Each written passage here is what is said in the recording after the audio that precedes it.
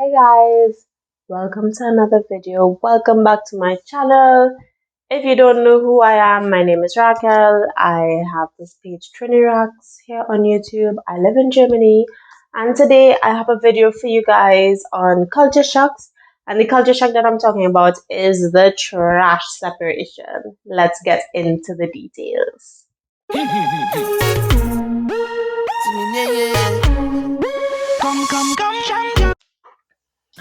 So, as you'll probably know, if you don't know, I did move to Germany almost 5 years ago. And one of the first things that shocked me is that when you open under the sink, you see like 3 to 5 different bins. And now you need to decide where exactly you need to throw your trash. So, there are 5 main trash bins, which is perfect for my segment because I do these in fives. So, let's get into number 1. So, it's the simplest one, and that is the PO or the compostable trash.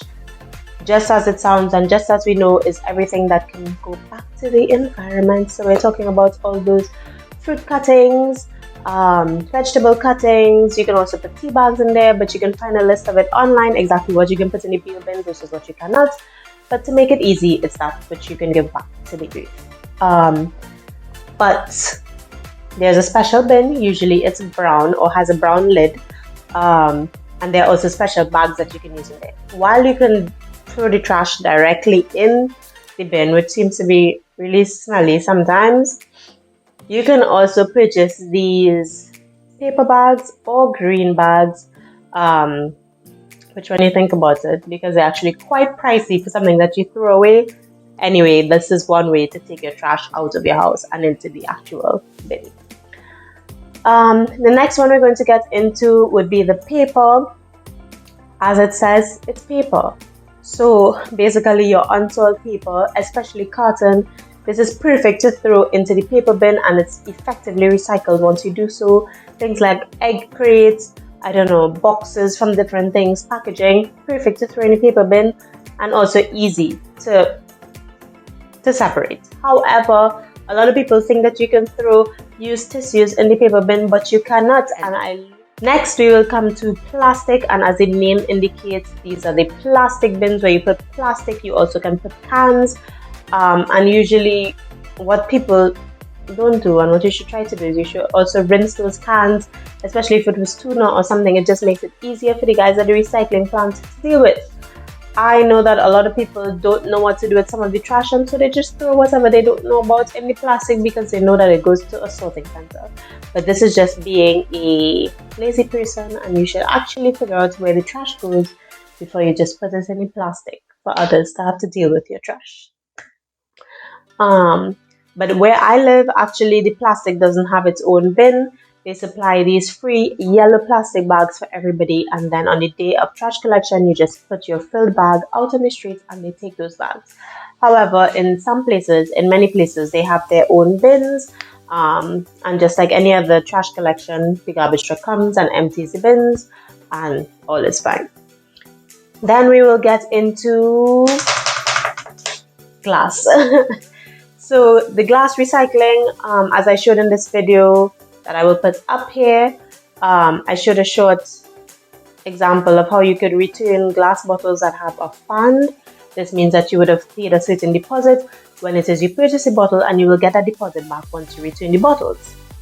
However, if you did not pay a deposit on the bottles, for the glass jars, you will not get a deposit back. If you put it in this machine, actually the machine will reject it and give it back to you. So now your question is, what do you do with those glass jars or bottles? You need to take them to the allocated bins. Also, they are then further sorted between the color of the jars. So you have to put it in the slot according to whatever color jar you have. It's separated between clear, green, and brown. And all of the jars that you can buy either clear, green, or brown. So it's very simple. And when I'm talking about jars, if you can't think of anything, like for example, olives, they come in a jar. So these jars, what you need to do, you rinse them out, and then you just keep them until you decide to walk down your street and put them in the glass recycling containers. So I have now saved the best for last, which is residual trash. And it's just as the name states, it's everything that's left over.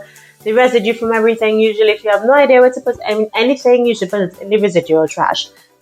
This is actually where you should put things like napkins, used paper towels, everything that doesn't fall under paper, plastic, glass deal. I think that's a good way of putting it.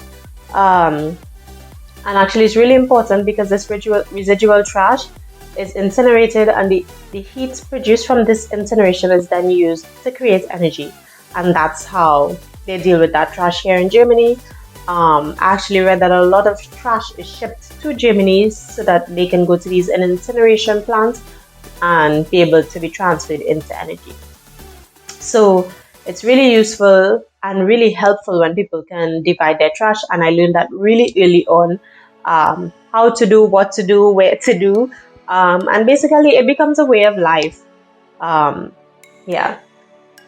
But anyway, that was a culture shock for me to be able to sort my trash like that. And I think only now, almost 5 years later, I could say that I effectively sort my trash, and I'm really proud of it.